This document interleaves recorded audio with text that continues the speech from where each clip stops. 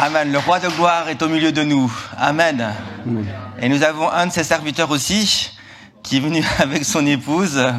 Et vraiment, soyez les bienvenus. Je ne sais pas, est-ce que vous... parce que je vois qu'il y a plusieurs... la salle est bondée ce matin et ça fait plaisir. Est-ce qu'il y a ces personnes ici qui sont venues ici pour la première fois? Je répète cette question de tout à l'heure. Pour la première fois, vous êtes là, non? Oui, la deuxième fois. Alors, sois vraiment la bienvenue. Est-ce qu'on peut l'applaudir? Merci. Amen. Amen. Soyez bienvenus. Alors voilà. Est-ce que vous connaissez pas Jean-Marie? Quelqu'un qui connaît pas Jean-Marie Ribé? Connaît pas Jean-Marie Ribé? Vous connaissez pas Jean-Marie Ribé? Ah, il y en a quand même quelques-uns. Ah, tu vois, t'es pas si célèbre que ça, hein?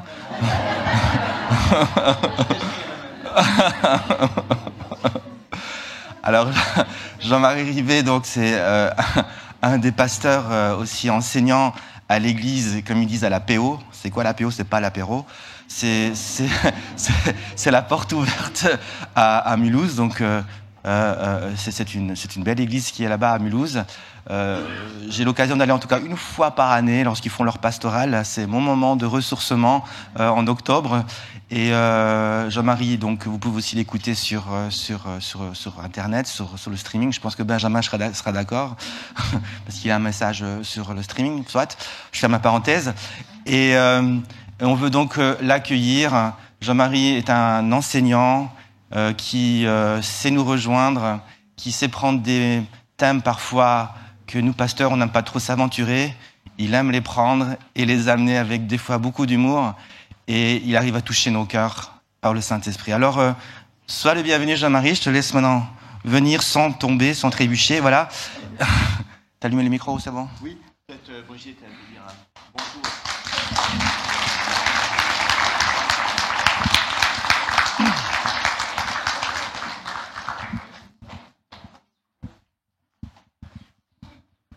Je ne vais pas être longue parce que je ne veux pas prendre la place, la parole de Dieu. Mais en tout cas, merci au Seigneur d'avoir pu vivre ces moments avec ce groupe de pasteurs et de personnes qui aiment servir aussi dans l'Église. Et merci au Seigneur pour ces frères et sœurs que nous avons un peu partout, que ce soit en France, en Afrique, en Suisse. On est bien dans la maison de Dieu. On a tous une belle histoire avec Jésus. Ça, c'est vrai. J'en ai une aussi, mais c'est pas le jour, mais de la raconter. Mais en tout cas, merci au Seigneur pour chacun de nous. Aimons la parole de Dieu. C'est la puissance. Moi, la parole m'a soutenue toute ma vie parce que je m'appuie sur sa parole. Et je veux toujours m'appuyer sur sa parole. Merci.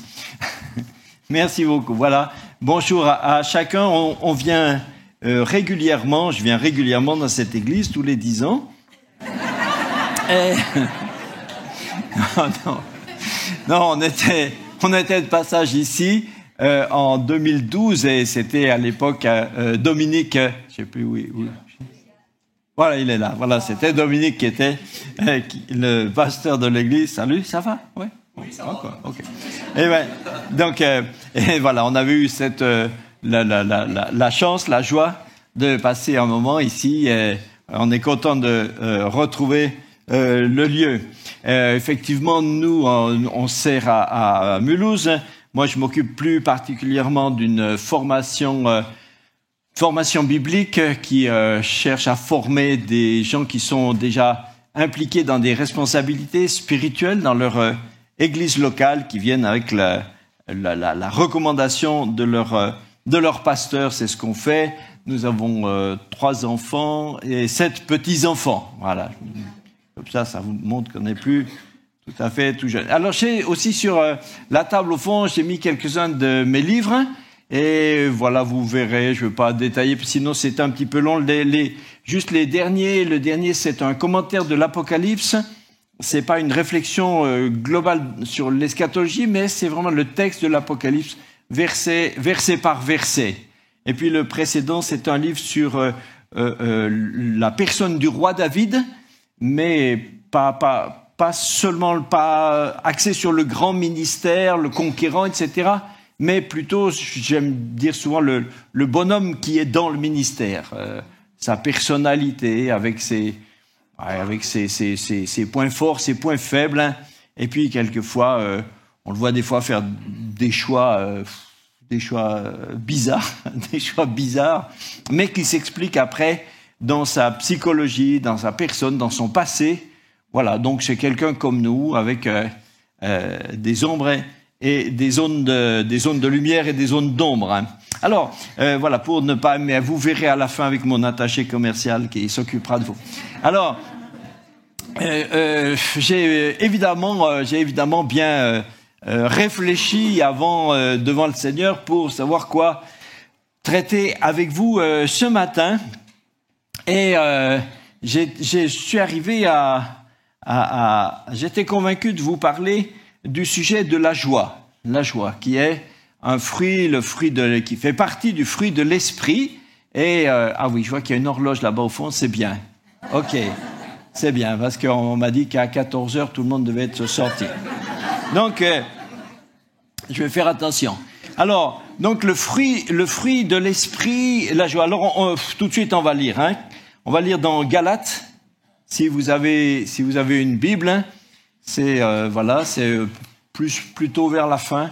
Galates 5 et le verset 22 dit le fruit de l'esprit, c'est, alors il se décline en plusieurs aspects, plusieurs approches, mais le fruit de l'esprit c'est l'amour, la joie, la paix, la patience, la bonté, la bienveillance, la foi, la douceur, la maîtrise de soi.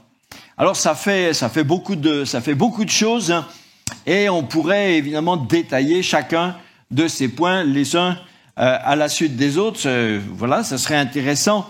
Et je veux juste parler ce matin de la joie, non pas que ce soit la seule approche ou plus important que les autres points, mais voilà. Mais ce matin, on va parler de ça, si vous voulez bien.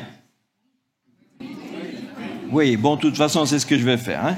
Et alors, donc, la joie, et pour bien le comprendre, peut-être qu'il faut qu'on revienne un petit peu plus large, et je le relis en commençant au verset 19, hein, pour voir que ce verset sort pas de nulle part. Verset 19, or, les œuvres de la chair, hein, sont évidentes. Les œuvres de la chair, c'est la débauche, l'impureté, le dérèglement, l'idolâtrie, la magie, les rivalités, les querelles, les jalousies, les animosités, les disputes, les divisions, les sectes, l'envie, l'ivrognerie, les excès de table et les choses semblables.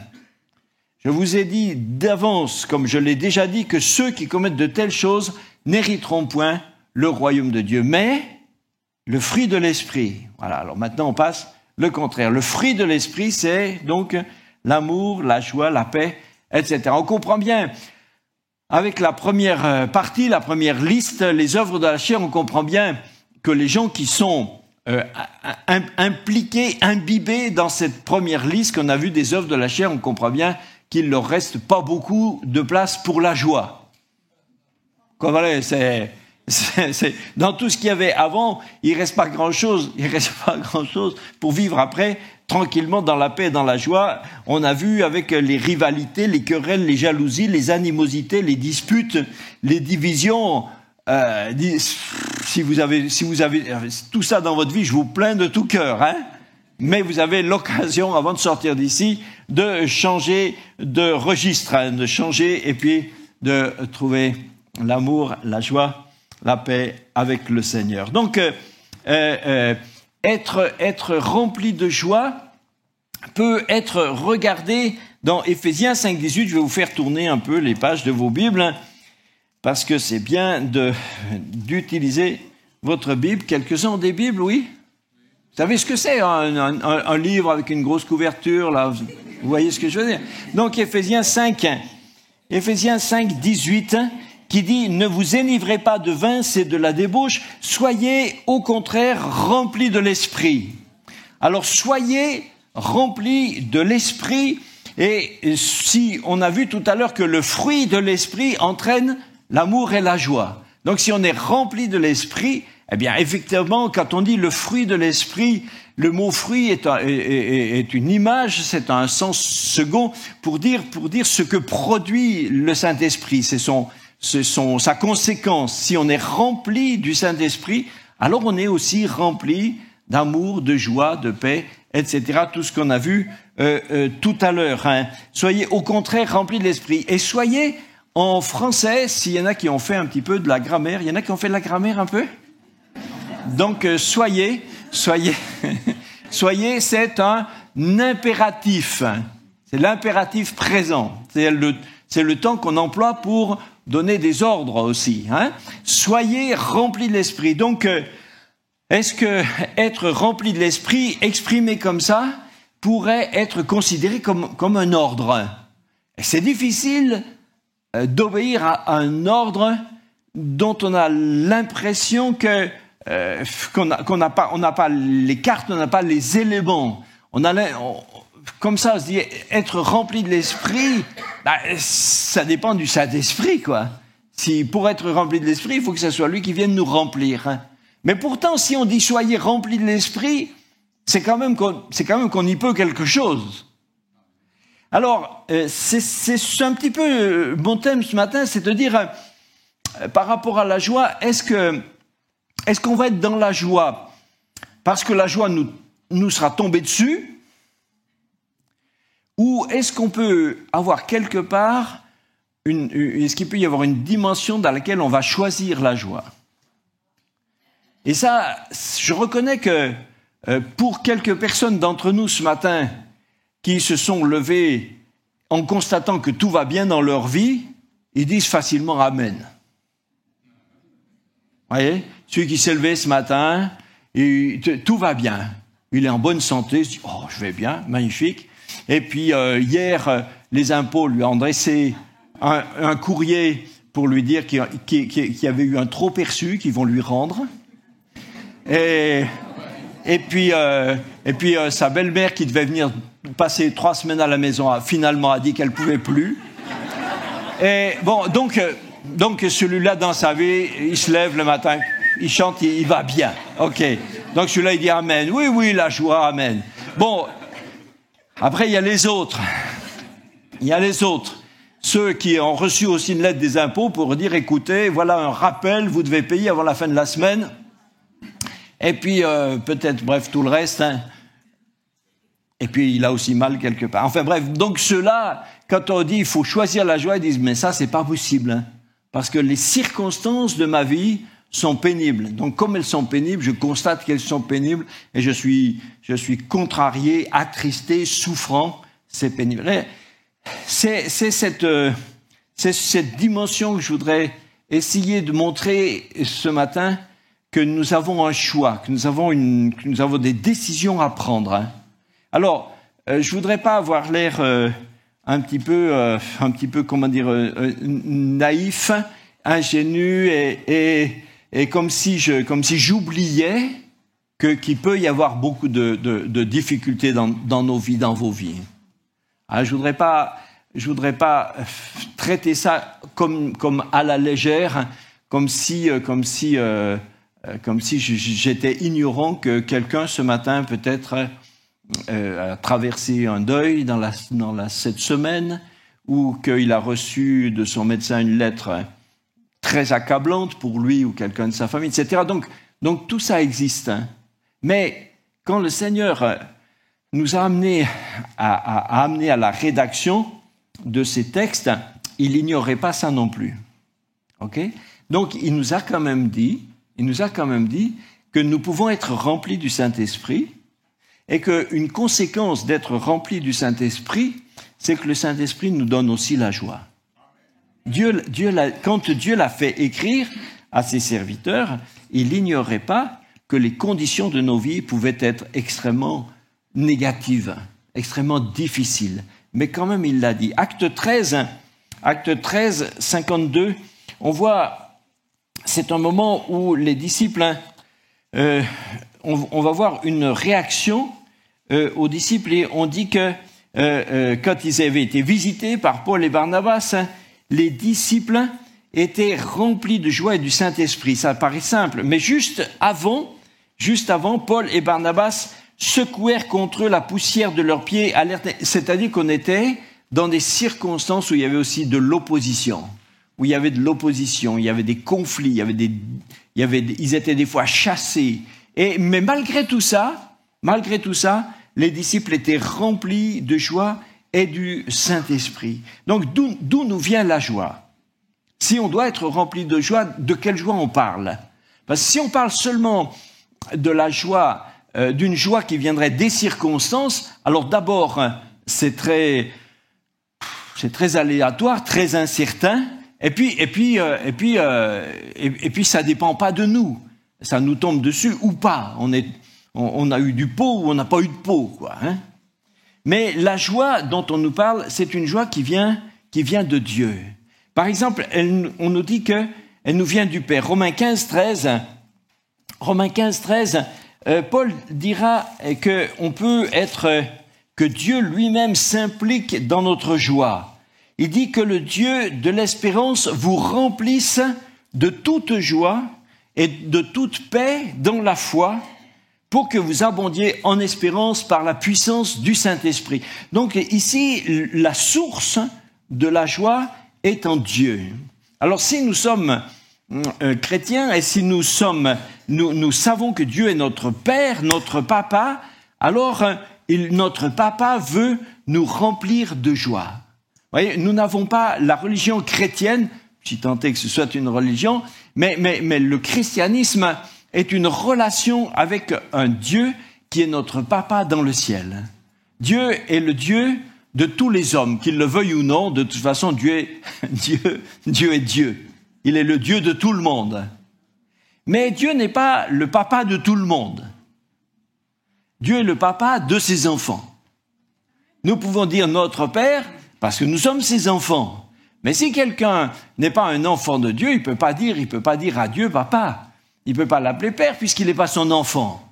Mais si Dieu est notre Père, alors il veut nous remplir de toute joie. Parce que les parents qui aiment leurs enfants aiment que leurs enfants aillent bien. Vous voyez, le christianisme est pas c'est pas une culture d'austérité ou une culture dans laquelle Dieu voudrait toujours nous faire plus, voudrait nous contraindre, nous pousser, et comme si on n'a jamais fait assez. Il y a des chrétiens des fois qui sont comme ça et qui trimballent avec eux toujours une sorte de culpabilité, des reproches. Ils sont jamais sûrs qu'ils ont fait assez pour Dieu. Est-ce que j'ai fait assez? Est-ce que ce soir, avant de me coucher, est-ce que j'ai fait mon taf? J'aurais pu faire plus, j'aurais pu faire mieux, etc. Alors ces gens-là sont jamais dans la joie parce qu'ils sont pas sûrs qu'ils sont en bonne relation avec Dieu. Mais si on est dans une relation normale avec Dieu, comme avec un papa qui nous aime, il veut nous remplir de joie. La joie vient de Jésus aussi. Jean 17, 13. Et c'est intéressant de se rappeler quelles sont les circonstances de Jean 17, 13, où Jésus dit et maintenant je vais à toi et je dis ces choses dans le monde afin qu'ils aient en eux ma joie parfaite. Jésus veut nous donner pas une demi-joie, une petite joie, un petit quelque chose, une petite avance sur notre compte. Non, il veut nous donner une joie parfaite. Et si vous vous rappelez quelles sont les circonstances de Jean 17, c'est à quelques heures avant que Jésus ne soit arrêté et torturé pour être finalement cloué sur une croix. C'est curieux de se dire que là où Jésus a le plus parlé de la joie et de sa joie et de la transmission de la joie, c'est dans des circonstances aussi défavorables apparemment. Mais là, Jésus était encore pénétré de cette joie et il veut nous la donner. Luc 19, 37 nous dit que les disciples avaient été saisis de joie. Luc 19, 37. Lorsque déjà il approchait de Jérusalem vers la descente de la montagne des Oliviers, toute la multitude des disciples, saisis de joie, se mit à louer Dieu à haute voix pour tous les miracles qu'ils avaient vus. Les gens étaient remplis de joie parce qu'ils étaient dans la présence de Jésus et que Jésus agissait dans leur vie. Jésus disait dans Jean 16, il disait « Nul ne vous ravira votre joie ». Donc cette joie que nous avons en Jésus peut être une joie constante, pérenne, une joie qu'on ne peut pas venir nous prendre. Tous nos biens matériels ne sont jamais tout à fait en sécurité. Vous pouvez avoir des verrous, des codes, des alarmes, vous pouvez avoir tout ce que vous voudrez, mais il y a toujours quelqu'un qui sait comment ça marche et qui donc peut craquer les codes et puis rentrer par la fenêtre, par je sais pas où, et vous piquer vos affaires. Il y en a qui déjà, est-ce que j'ai bien fermé la porte? Alors, je voudrais pas vous rappeler que vous avez peut-être oublié, ça fait rien, hein, c'est pas grave, de toute façon les biens matériels, hein, on les emmène pas, hein. Tu gardes bien mon sac, hein. Bon. Et donc, tout ça peut disparaître, hein. Mais Jésus dit, la joie que je vous donne, c'est une joie que personne ne peut vous enlever. Et le Saint-Esprit aussi veut nous remplir de joie. On a lu Actes 13, 52, ils étaient remplis de joie et du Saint-Esprit. Romains 14, 17 nous parle de la paix et de la joie par le Saint-Esprit. Donc, voyez, Dieu est cohérent. Dieu le Père veut nous donner la joie. Jésus veut nous donner la joie.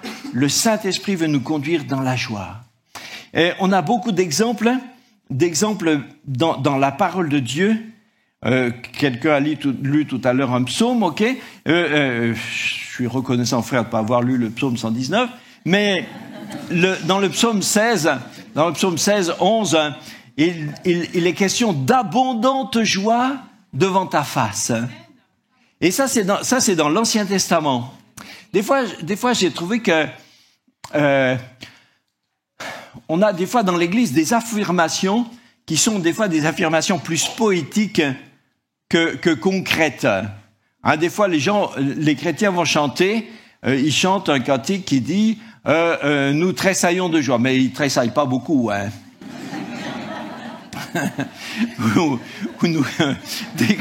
On chante des cantiques du style nous sautons d'allégresse, mais ils sautent pas, hein.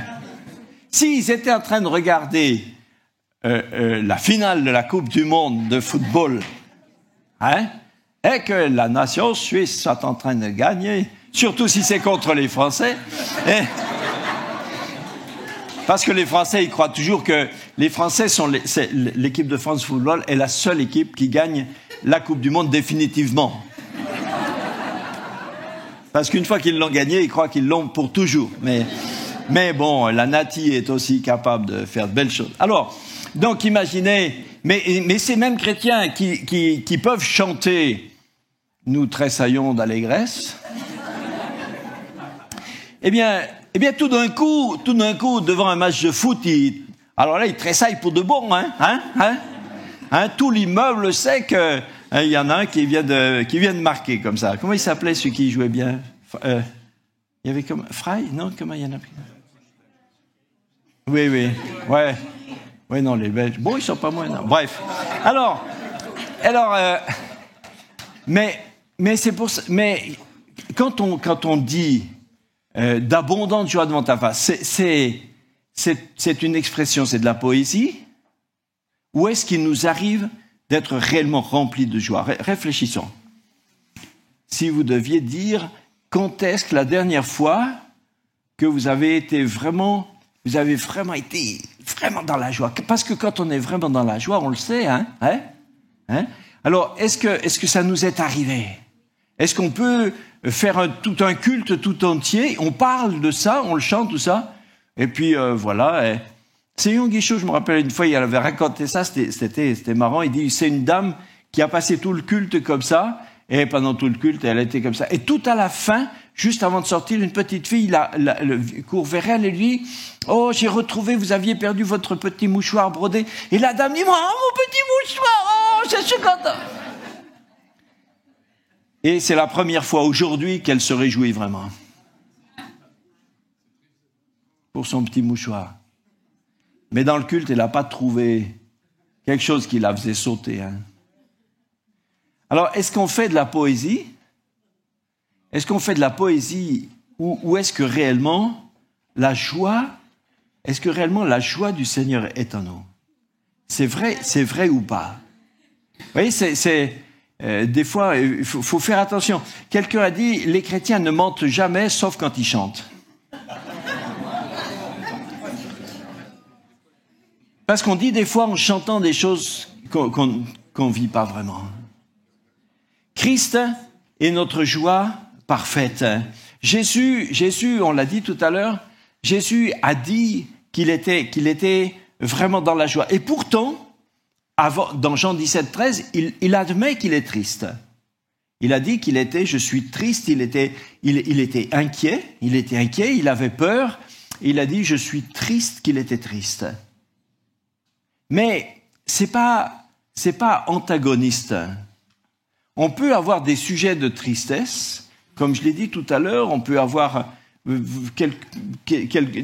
fois des choses de familiales, des choses qui nous font tellement du mal. Mais pourtant, la joie du Seigneur peut être très réelle. Pas une joie théologique, pas une joie scripturaire, une joie concrète, réelle. L'apôtre Paul parle d'une joie constante.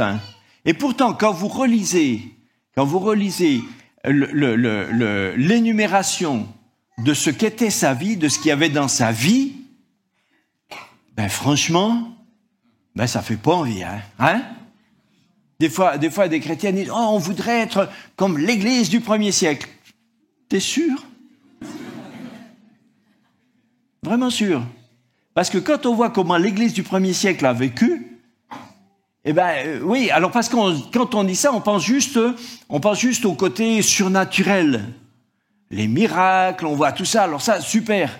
Mais tout ça va toujours exactement, proportionnellement avec les persécutions, avec les difficultés, avec les épreuves. Et quand Paul fait l'énumération de ce qu'il a vécu, le nombre de fois où il a fait naufrage, où il a été en prison, où il a été trahi, où il a été lapidé, où il était dans la faim, dans la soif, dans la fatigue, exténué, etc. Tu dis, mais tout ça, une seule vie, tout à la suite. Et il dit qu'il était dans une joie complète, parfaite, continue. Donc ça veut bien dire que lui a trouvé un moyen d'être dans la joie sans que les circonstances y soient pour quelque chose.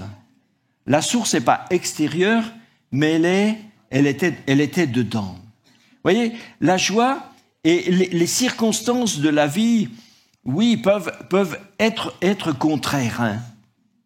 Mais c'est important de se demander si, dans les souffrances, dans les blessures, dans le deuil, est-ce qu'on peut quand même continuer de vivre dans cette joie, sans les nier.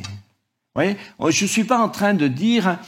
c'est pas la méthode Coué, hein, c'est pas la méthode Coué, tout va bien, hein, comme quand quelqu'un a mal, alors lui dit non, t'es guéri, oui, je suis guéri, je suis guéri, non, mais il a mal. Donc, être vrai, être dans la vérité, c'est forcément pas nier la réalité. La réalité est seulement une sous-composante de la vérité, mais la réalité est la réalité, elle est vraie. Donc, et ça ne veut pas dire qu'il nous faut nier, ça ne veut pas dire qu'il faut refouler, mais ça veut dire qu'il faut se demander où est la joie. On ne peut pas juste faire chrétien quand on est à l'église et pendant 2 heures dire « je suis dans la joie » et puis toute la semaine après, eh bien on se morfond jusqu'à dimanche prochain. Si c'est ça, on est un peu schizo, quoi. On a plusieurs logiciels. On a un logiciel pour l'église et puis un logiciel pour la semaine. Alors quand on rentre ici, on dit attention, faut que je me mette sur le et on s'entend de vous. Mais attention. Est-ce que alors une autre question, tiens encore.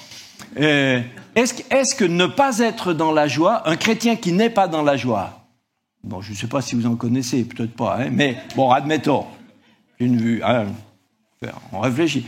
Mais Est-ce qu'un chrétien qui ne serait pas dans la joie, est-ce que c'est un péché? Non, je sais pas, moi je me renseigne. Alors, bien sûr, tout le monde, on va dire non parce qu'on sait bien quelle réponse il faut donner. Mais en même temps, on peut aussi se faire des reproches. Et je veux dire franchement que des fois, je pense que des fois c'est un péché. Des fois c'est un péché. Parce que le Seigneur nous a donné ce qu'il faut pour que nous soyons dans la joie. Quand on n'est pas dans la joie, pourquoi est-ce que ça peut devenir un péché? Ça peut devenir un péché parce que d'une certaine façon, c'est une façon de ne pas être content de Dieu. Et qui fait notre vie? Qui décide des composantes de notre vie? C'est le Seigneur qui décide. C'est le Seigneur qui décide tout ce qui arrive dans le monde. Et c'est le Seigneur qui décide ce qui arrive dans notre vie, dans ma vie. Et si j'en suis conscient d'une façon très entière, très définitive, très, réaliste, révélée, si je le sais vraiment, alors quand il m'arrive quelque chose, je me dis qu'est-ce que Dieu veut que je fasse à travers ça? Qu'est-ce qui va m'arriver à travers ça? Et si je crois que Dieu dirige, conduit les choses, alors à ce moment-là, je vois sa main et je peux quand même rester dans la joie. Mais vous voyez qu'à ce moment-là, la joie est pas seulement une sorte une émotion, mais la joie est la conséquence de la foi. Ça va avec la foi. Quelqu'un qui a une toute petite foi a aussi une toute petite joie dans le Seigneur. Il peut avoir de la joie si les circonstances lui donnent de la joie. Mais comme on a dit tout à l'heure, c'est très très fragile. La joie et la foi vont ensemble. Si on est persuadé, si quelqu'un est persuadé à 100% que tout ce qui lui arrive est toujours conduit par Dieu à 100% et que ce Dieu est son papa, le souverain du ciel et de la terre, et que ce papa ne veut que son bien, qu'est-ce qui ferait qu'à un moment il serait plus dans la joie? Hein? Moi, j'ai commencé à réfléchir ça quand je me suis converti. À l'époque, j'étais au service militaire. J'ai fait mon service militaire en France, et quand je m'étais converti une semaine avant d'aller d'être incorporé. Alors j'étais vraiment chrétien, mais pas vraiment changé, hein? Pas tout. Alors j'étais très même avec les officiers supérieurs, hein, j'étais très arrogant, insolent, arrogant. J'avais peur de personne. Hein, je regardais le chef de bataillon, je le regardais dans les yeux, je lui parlais comme ça, ouais. alors j'ai eu des ennuis. Hein. Et à un moment, il m'avait, comme je m'étais affiché très anti-militariste et tout ça, donc ils m'ont viré aux cuisines, à la plonge, quoi. Non, pas à la cuisine, parce que sinon tout le monde serait mort, mais à la plonge. Et au bout d'un moment, c'était très désagréable. Mais je venais de me convertir, j'étais réellement un chrétien. Et j'ai dit, oui, Seigneur, pourquoi? Et j'avais l'impression que le Seigneur me répondait pas. Et tout d'un coup, j'ai compris un truc. J'ai compris que j'étais au seul poste de toute l'armée, au seul poste où, du coup, on m'avait complètement oublié. C'est-à-dire que du moment que je lavais mes gamelles, j'étais transparent. Après, personne. Donc, je faisais mon boulot le mieux possible pour qu'on n'ait rien à me dire. Et après, même l'après-midi, je me remettais en civil, je sortais de la caserne, parce qu'elle n'était pas finie, il n'y avait pas des murs partout. Et alors, et j'allais au petit village à côté, j'ai commandé un café, parce que j'avais tellement pas de sous. Un café, ça me faisait l'après-midi, hein, je buvais doucement, hein. Et j'amenais mes livres, j'amenais ma Bible, mes livres, et j'ai fait mes études bibliques, là, dans un petit bistrot, comme ça, loin du village, et je passais 2-3 heures comme ça, j'avais mes Bibles, mes livres, j'étudiais des cahiers, je prenais des notes, j'ai travaillé, j'ai pas perdu mon temps. Et j'ai compris que c'est le seul endroit de toute la caserne qui me permettait ça. Le soir, quand j'avais fini ma plonge, je me remettais en civil, je prenais le bus, il passait devant la caserne, je prenais le bus, je rentrais chez moi, je dormais jamais là-bas. Jamais. Jamais. Je rentrais le matin comme ça, et j'ai dit, au début j'étais contrarié, hein. J'étais contrarié, j'ai été voir le capitaine qui m'avait muté là pour me faire les pieds, hein.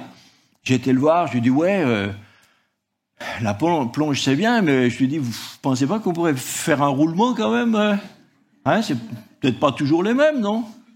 Il m'a regardé goguenard. Il m'a dit, Ribet, à l'armée, ceux qui le sont bel et bien, mais avec des termes militaires. Mais après j'ai compris, je dis, mais Dieu c'est tout. Au lieu de me fâcher, au lieu de m'énerver, je ferais mieux de me dire qu'est-ce que Dieu fait dans ma vie. Alors après, constamment, on s'est dit, qu'est-ce que Dieu veut faire? Si c'est mon papa qui dirige ma vie, il va conduire pour mon bien. Et quelquefois, les circonstances peuvent être désagréables, même douloureuses. Mais c'est lui qui sait mieux. Donc si je reste sur ça, ma source de joie est à l'intérieur. Elle n'est pas dans ce qui se passe ailleurs. Donc, grandissant dans la foi, je peux grandir dans la joie. Vous me suivez? C'est pour ça qu'il faut faire très attention. De ne pas parler de la joie comme d'une émotion. Évidemment, ça donne aussi des émotions. Mais c'est pas d'abord une émotion. C'est d'abord une relation avec Dieu qui nous conduit dans un véritable contentement. Quelqu'un qui est chrétien, il est content avec le Seigneur.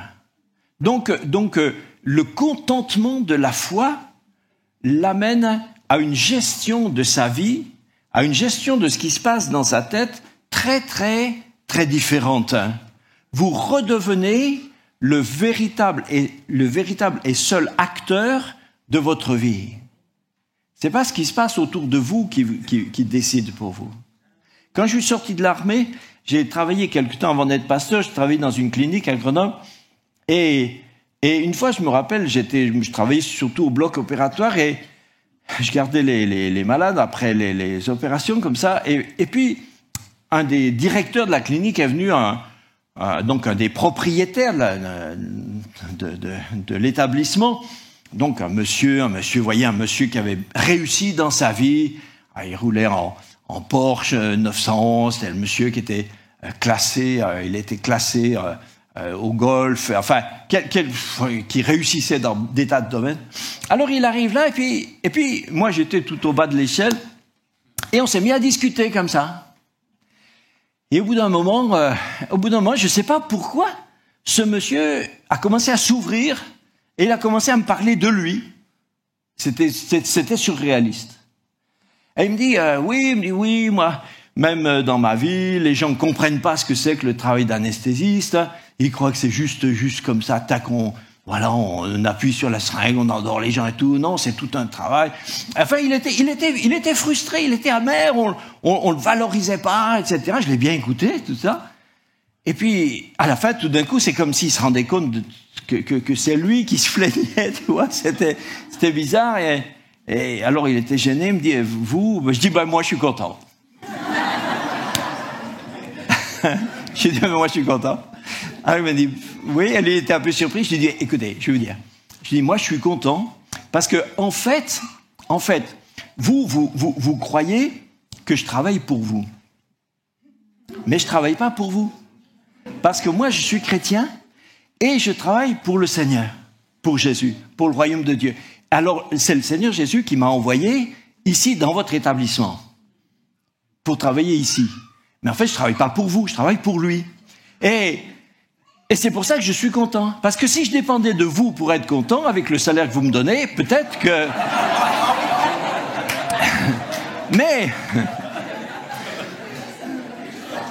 Mais comme je ne travaille pas pour ça, et que je travaille pour lui, en fait, je suis tout à fait bien dans ce que je fais, et je suis très content. Alors, il était perplexe, hein, quand même, hein. Il m'a pas proposé d'inverser. Bon, les malades, ils auraient souffert quand même. Mais, en tout cas, mais c'est pour ça que, frères et sœurs, il faut sortir d'une conception de la vie matérialiste et une conception de la vie déterminée par ce qui se passe autour de nous. Vous êtes enfants de Dieu. Vous êtes enfants de Dieu. Votre papa, c'est lui qui a créé le ciel et la terre. Votre papa a décidé de faire de vous ses enfants. Il vous a ajouté, il vous a greffé dans sa famille. Vous croyez, et à quel prix? Au prix de la vie de son fils qui est mort sur la croix pour ça. Vous croyez qu'après ça, il va vous négliger, vous abandonner? Quand on a acquis quelque chose à un tel prix, vous croyez pas qu'après on en prend soin? Si vous achetez un truc qui vous coûte un bras, qui vous coûte 6 mois de salaire, après vous l'abandonnez, vous l'oubliez, mais où c'est que je l'ai mis? Non, parce que ça vous a coûté. Si ça vous a coûté une vie, donc Dieu prend soin de nous. Et si on est sûr qu'il prend soin de nous, il prend soin de nous pour notre bien. Peut-être il y en a qui ont eu des papas très gentils, et malheureusement, quelques-uns, vous avez pu des fois souffrir d'avoir un papa difficile, ou pas de papa. Et des fois, presque pas de papa, c'est encore mieux qu'un mauvais papa. Mais maintenant, ça c'est la réalité. C'est votre réalité. Elle est souffrante, elle est difficile. Mais c'est aussi une réalité que de dire que vous avez un vrai papa qui est au ciel. Et que ce vrai papa-là, lui, est toujours bon. Et que lui, il n'est pas défaillant. Il n'est pas absent. Il ne se cache pas derrière des trucs pour vous oublier. Lui, il va prendre soin de vous. Et il veut votre joie et votre paix. C'est dans cette espérance qu'on peut grandir réellement dans la joie. Pas une espèce de joie dans laquelle on essaye de se convaincre. Des fois, les chrétiens essayent de se convaincre. Je suis dans la joie. Mais ça marche pas. Ça marche pas. Ça vient pas de nous.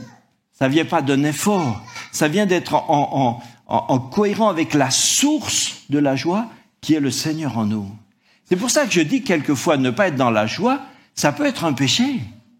Parce que si on s'attend à Dieu, mais qu'on passe pas du temps avec lui, si vous n'allez pas à la source, c'est normal que votre seau est vide. Si vous n'allez pas à la source, c'est normal qu'au bout d'un moment, vous êtes à sec. Il faut aller à la source. Alors certains chrétiens ne sont pas dans la joie. Oui, ils disent, mais le Seigneur ne me donne pas de joie. Mais est-ce que tu vas le trouver pour ça? Est-ce que tu prends du temps dans sa présence? Moi, je me suis rendu compte que chaque fois qu'il m'est arrivé, des fois dans ma vie, des périodes où je me sens... je sais pas comment dire, je me sens maussade, je me sens pas bien, mais j'ai qu'à regarder et c'est facile, je trouve que j'ai pas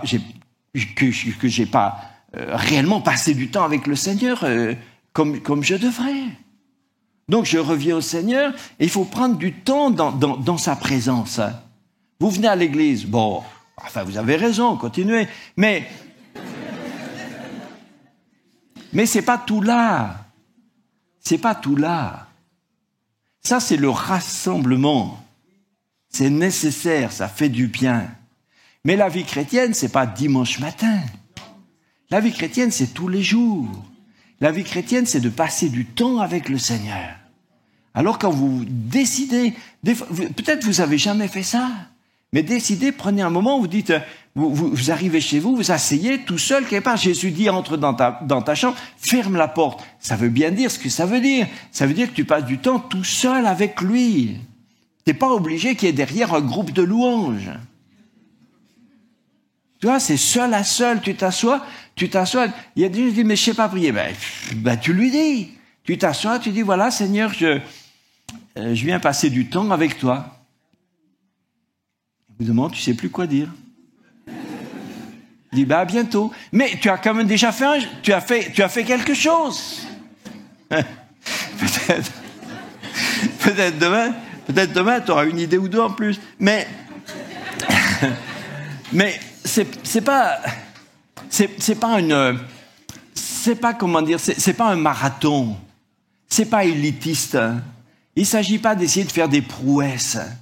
On est juste dans une réalité réelle, vivante, existentielle. Dieu est quelqu'un. C'est pas Jésus est quelqu'un. C'est pas le concept du bien qui s'oppose au mal. Non, c'est quelqu'un. Une personne réelle.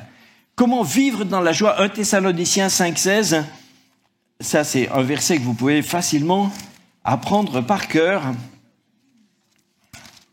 1 Thessaloniciens 5,16.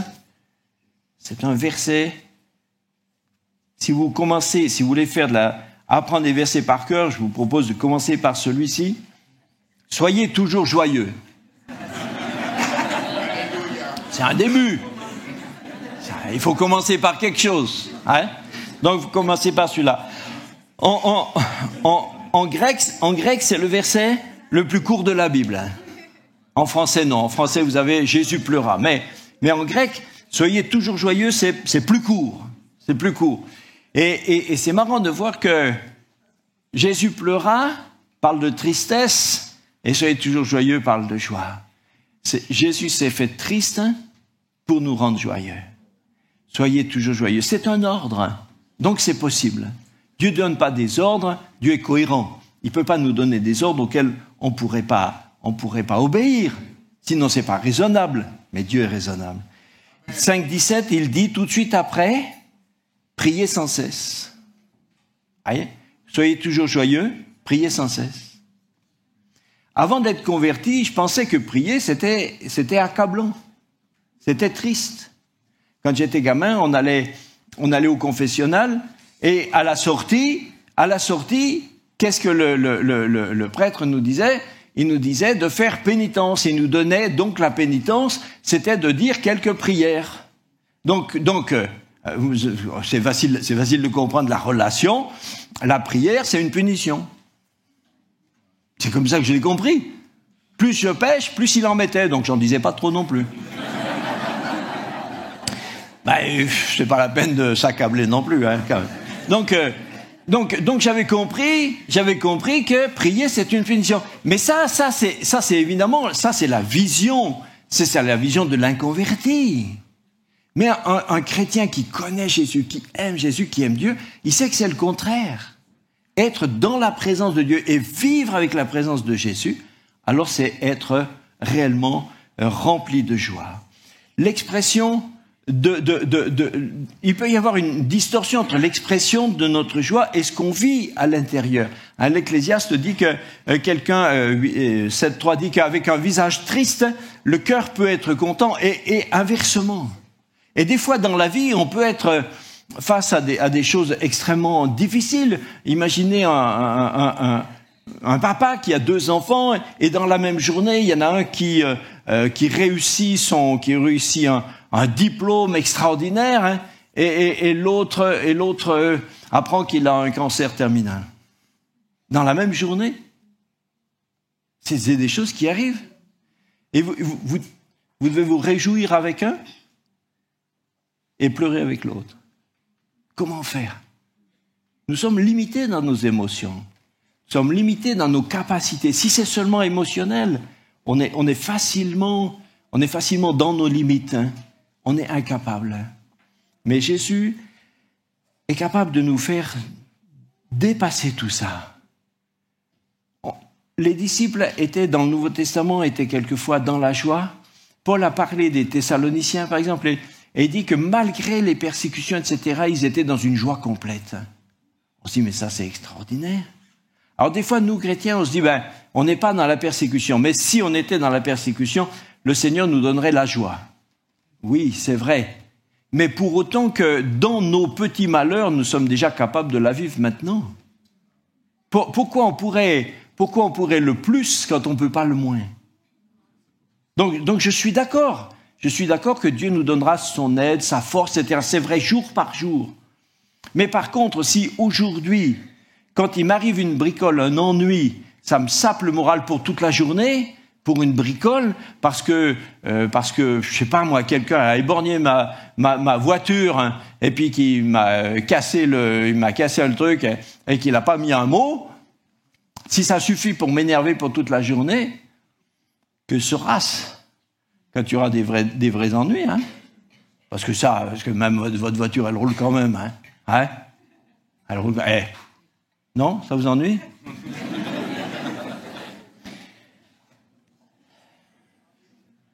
On peut être dans la joie avec le Seigneur, même dans un foyer difficile, même dans la maladie. Parce que toutes ces choses, Dieu les contrôle encore. Alors, si vous voulez, je voudrais finir en disant que si le Seigneur nous disait tout à l'heure à l'impératif, soyez dans la joie, eh bien, c'est que il y a un vrai combat. Il y a un vrai combat. On peut décider aujourd'hui de dire, je choisis la joie. C'est-à-dire, je choisis tous les jours de me reconnecter sur le Seigneur pour dire, Seigneur, comment tu peux me garder dans la joie? Où est la source de joie dans ce que je vis? Pourquoi ce qui est difficile peut quand même être conduit par toi? Malgré tout ça, où es-tu? Qu'est-ce que tu veux faire pour moi? Seigneur, je vais décider de me réjouir quand même, tout en restant réaliste, lucide, mais laisser effectivement le Saint-Esprit nous remplir de joie. C'est la présence de Dieu, psaume 9.3, c'est la présence de Dieu qui nous donne la joie. Alors, encore une fois, est-ce que c'est un péché? Parce que vous ne m'avez pas répondu tout à l'heure. Hein? Est-ce que c'est un péché de ne pas être dans la joie? Eh bien, oui et non. Mais en tout cas, cherchons la face de Dieu. Cherchons la face de Dieu. Vous savez, si les gens de l'extérieur, on dit les gens du monde, hein, s'ils nous découvraient pas plus heureux qu'eux, pourquoi notre évangile, en quoi notre évangile serait attractif? Pourquoi? Merci. J'ai un supporter. Donc, pourquoi notre évangile serait attractif? C'est comme quand on dit, c'est comme si on devait constater qu'au milieu de nous, si on n'est pas vraiment, si on s'aime pas vraiment les uns les autres, hein, à ce moment-là, qu'est-ce qu'on a fait de mieux que, je sais pas moi, qu'un club de foot ou je sais pas quoi? Dans n'importe quel club, les gens s'apprécient pour autant que chacun apporte l'intérêt au fonctionnement de l'association. Mais dans un club de foot, même un gars qui est très très adulé par toute son équipe parce qu'il marque beaucoup de buts, il a qu'à se faire un tout petit ennui de santé qui l'empêche d'être au top dans la haute compétition, il va tout de suite voir où sont ses amis. Hein. Il n'y en a pas pour longtemps qu'il est viré. Il est viré et on l'oublie complètement. Avant, on le recherchait, mais on l'oublie complètement. Il a disparu. Il a disparu totalement. C'est comme s'il était transparent. Il y a un monsieur qui est allé voir, ça se passe dans la salle d'attente d'un psychiatre, et puis il y a un monsieur, le psychiatre entre, et alors quelqu'un va voir le psychiatre, il lui dit, écoutez, j'ai l'impression que je suis transparent. Le psychiatre dit, suivant.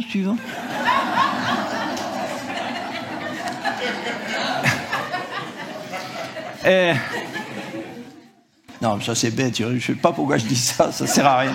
Alors, en tout cas, ne pas chercher la face de Dieu, c'est un tort. Non, il faut reconnaître. On est prêt des fois à se repentir de péché. On a fait ceci, cela, des gros péchés. On a tué quelqu'un. Bon, ok. Mais ne pas chercher la face de Dieu, c'est un péché. C'est un péché. C'est aussi pour ça qu'on est faible. On a parlé de ça ce week-end, pendant la pastorale. Je disais, mais être faible n'est pas une excuse. C'est pas une excuse, parce qu'on aurait dû être fort. Le Seigneur veut nous rendre forts. Alors bien sûr, on ne va pas culpabiliser et condamner les malheureux. Et ceux qui sont tristes ont besoin, avant tout, ils ont d'abord besoin d'être consolés. Ils ont besoin d'être soutenus. Le malheureux, même quand il est malheureux à cause de ses propres choix, il n'a pas d'abord besoin qu'on lui explique que c'est bien de sa faute. Il a d'abord besoin qu'on l'aide. Il a besoin qu'on le comprenne, qu'on le soutienne, qu'on l'encourage. Après, quand il sera capable d'entendre qu'il aurait pu faire autrement, ça sera intéressant. Mais il faut d'abord l'encourager. Hein, même la Bible nous dit, l'apôtre Paul nous dit de nous réjouir avec ceux qui se réjouissent et de pleurer avec ceux qui pleurent. Il ne dit pas, et ceux qui pleurent, faites-leur des reproches. Ça, c'est ridicule, c'est bête.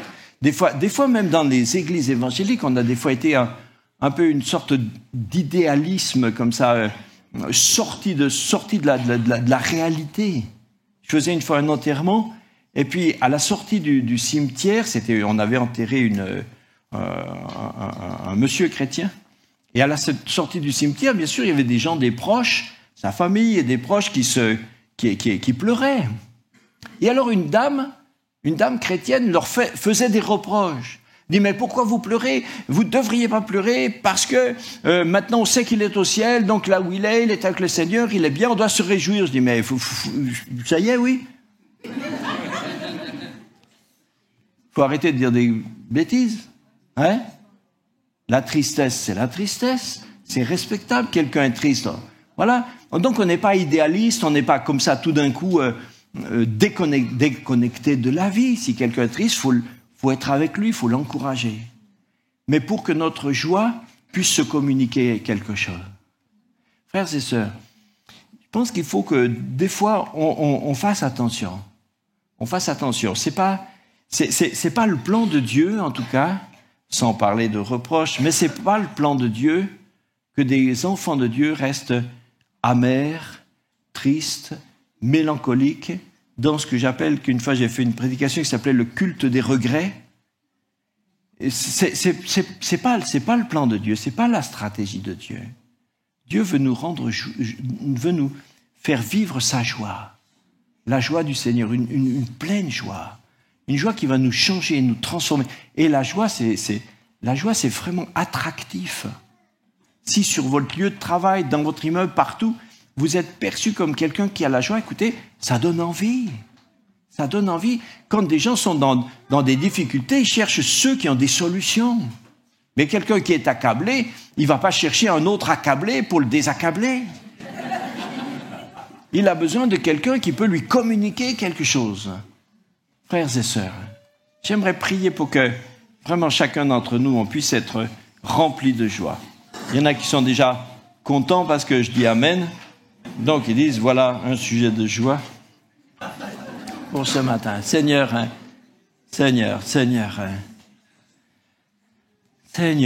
ta parole est puissante.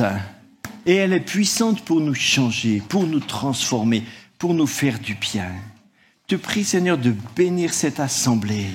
Je te prie de bénir tous les frères et sœurs qui sont là. Je sais que dans ce que je dis, il y a des choses qui peuvent des fois peut-être les choquer, parce que dans leur souffrance, dans leur malheur, ils peuvent avoir l'impression que ça ne tient pas compte de la gravité de ce qu'ils vivent. Mais Seigneur, je te prie de leur faire voir cette source de joie. Cette source de joie qui transcende le malheur, les circonstances, les difficultés, le deuil, la maladie, les menaces, les échecs, les trahisons. Seigneur, je te prie que chacun, je te prie, Père Céleste, pour une révélation maintenant. Esprit Saint, je te prie maintenant pour une révélation nouvelle dans les cœurs de plusieurs. Je crois que plusieurs ont besoin ce matin d'être persuadés que Dieu a une belle stratégie pour leur vie.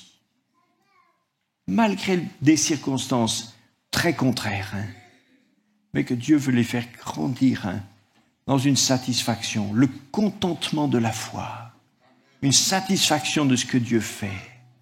pour qu'ils puissent se sentir raccord avec le plan de Dieu avec eux. Merci Seigneur. Je te prie que ceux qui ont besoin d'être, quelques-uns ont besoin d'être carrément détachés de la tristesse. Au nom de Jésus, que ces murailles dans votre personnalité, ces murailles de tristesse, de mélancolie, d'accablement, de culpabilité, de reproche, d'inquiétude, tout ce qui vous, toutes ces forces qui veulent vous arracher votre joie.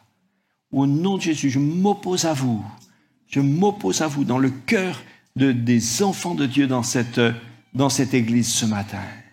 Toute puissance méchante, esprit de tristesse, je vous ordonne de quitter les enfants de Dieu. Je vous l'ordonne au nom de Jésus-Christ, afin que la paix de Dieu, par le Saint-Esprit, la joie de Dieu, par le Saint-Esprit, puisse remplir leur cœur. Merci Seigneur. On peut dire tous en même temps au Seigneur. Disons-lui, merci Seigneur. Merci pour ta vie. Merci pour la vie que tu m'as donnée. Merci pour les circonstances. C'est toi qui les gères. Merci Seigneur pour tout ce que tu vas faire. Merci pour ce que je ne vois pas encore.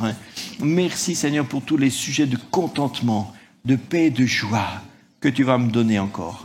Merci Seigneur. Amen.